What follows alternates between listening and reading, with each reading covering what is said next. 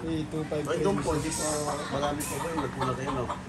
Lahat ng nandito, pinakondisyon yan. Ang laban namin yung Ilan po? madaming Dami po. Dahil po lahat, no? Si Atwang po daw, nagpitaw kayo. Sila may-ari nito. Ay, daw, sinasabi na. Kapag po magaling, bitaw niya, no? Pagka nandun ako, Magaling. bihira lang pumunta sa sabong. Pero gusto niyo po, yan. Pupunta doon, sayang yung oras papunta. Sorry, 5 oras, 3 oras. Hindi malakas ang pakpak kaya may Yan po klase yan po. tapos yung Diba, relax na muna eh. yung dulo ng dikit sa sipit-sipitan, kailangan hindi pumapasok, hindi naman ito pumapasok. Ito dikit eh. Halos dikit ito. Oo, dapat dalawa. Pasado sa pamantayan mo. Okay na po yan. O yung labay. Tapos titignan nyo kung diretso.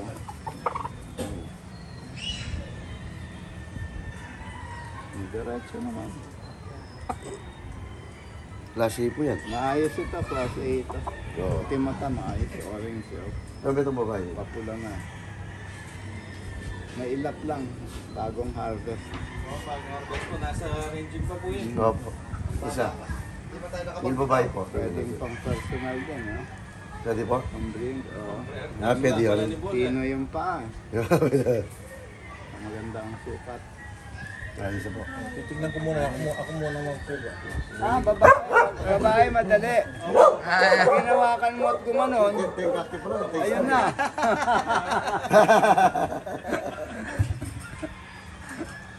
Pagkita mo. Magutom naman.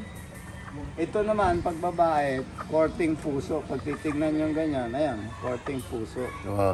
So, may balikat. Tapos, yung balahibo, hapit na hapit sa katawan. Hindi po mababa. Oo, wala rin. Ayan, diretso lang. Pero hindi po mababa. Lalaki pa po na. Malalaki pa ito eh. Siguro magagamit ito pwede mga 3 weeks, 1 month.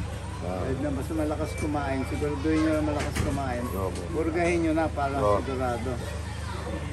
Pwede po pag puro ko niyan. Yan. Pwede puro, nilalaban din namin ng puro. Pwede ba? Huwag lang silang magkapatid. Hindi po tayo magkapatid, sabi ko natin. Ayun.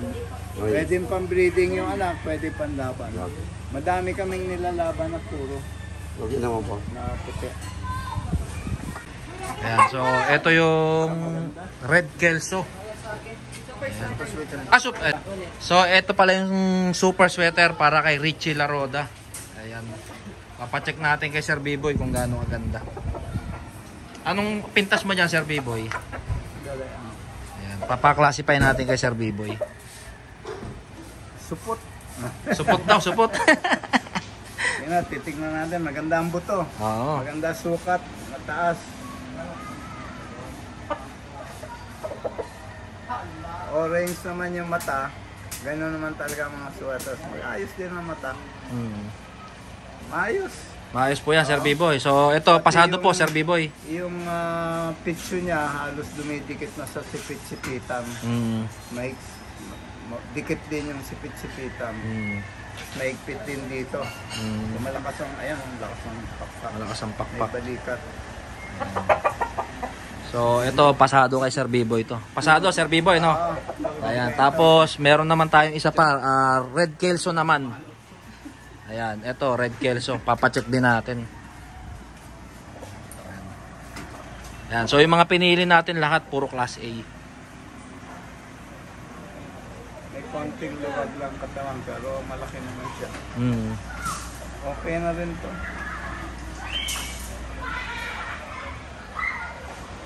Sa sukat, Sir B-Boy, okay naman po. Oo, mataas. Mataas. Ganda ng sukat nito. So ito, Red Kelso class A. Ayos din. Masisiyaw na siya. Masisiyaw na. Ito naman, class A, White Kelso. Ang lapit na mangitlog ito. Malapit na. Oo. Mauunahan pa nito yung inahin ko, Oo, ayos din. Yung sipit-sipitan, Sir B-Boy, paano po ba i-check? Kung malapit na po umitlog. Yung lumuwag na. Pag lumuwag na po. Huwag na, oh. Mm. Maayos din ito. Ayan. So, sa sukat, matangkad din naman po, Sir Biboy, no? Sukat maayos din. Mahaba ito. Mm. Pino ang paa. Tsaka yung papi, no? Ganda naman ang ulo. Mm. Ayan. So, Sir Biboy mismo kumikilatis bago natin bayaran. Ayan. Ito naman ay super Red Kelso. Red Kelso naman to. Ayos na rin. Ayos na. Mataas na ito.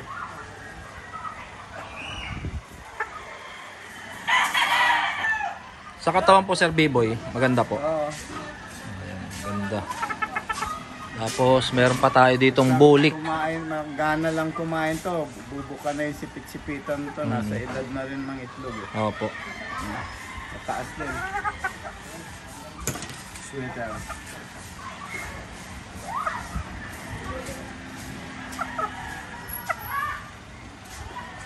Ayan. Pwede na rin. Mas medyo kulang-kulang pa ng konti yung katawan. Mm. Kailangan kumain lang ng malakas. Opo. Pero okay din. Sa sukat po okay naman. Ayos naman ang sukat. Mm-mm. Ayan. Lahat yan, puro galing range. So, first pick tayo dyan. Pakainin pa yan, mga gala pa eh. Dalawa, 3 linggo, mangingitlog na yan. Ayan. Ay, ito, mas malaki. Mm. Bulik naman ito. Opo. Okay din. Ayan. Pure bulik, class A, galing range. Ayos din. Ano sir? Ito yung aming super sweater. Hawak ko. Yan naman ang Red Kelso. Ayos ang sukat nila. Matataas naman. At siguraduhin mo lang malusog yung mga anakin at makakatiyak ka na lamang panalo yan. Mga subok naman itong mga bloodlines namin. Matagal na. Tagal na sa aming subok. So good luck and thank you. So sana nagustuhan mo yung mga napili natin at talagang pina-check natin to kay Sir Biboy. Yan, so ito yung mga nakuha nating manok para kay Richie Laroda ng Butuan City. Ayan, isang super sweater class A. Tapos isang red kelso class A. Ayan, so kung makikita nyo, napakaganda ng tindig. Talagang balansyado. Mula daliri hanggang buntot. Talagang hindi siya paling. Ultimo sa mga paa. Ayan, napakaganda. Tapos ito naman yung mga class A pulit na napili rin natin. So lahat to mga galing range, so first pick tayo doon. Isang white kelso, isang super sweater, isang bulik, at saka syempre isang red kelso. So lahat yan ay class A at dumaan lahat kay Sir Biboy bago natin bayaran. Yan. So ito yung para kay Sir Richie Laroda ng RMG Game Farm.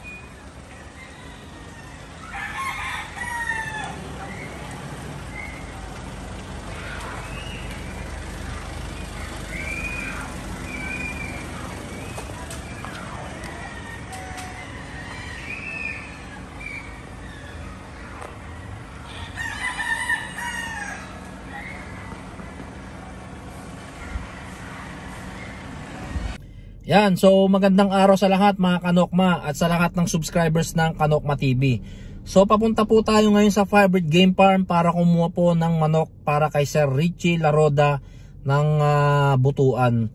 So meron nga po pala akong parapol ngayon na 2 perasong stag, 170 pesos lang po per slot.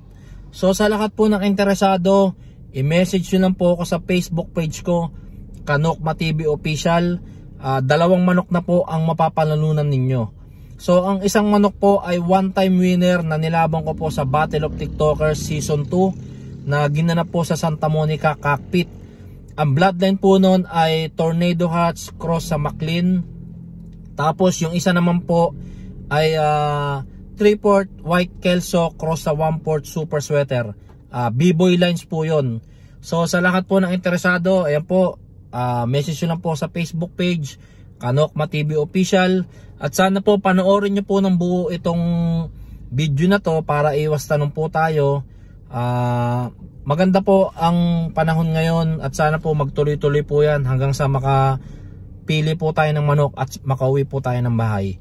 So yun po, shoutout po kay Sir Richie Laroda ng RMG Game Farm. Para sa iyo ang vlog na to.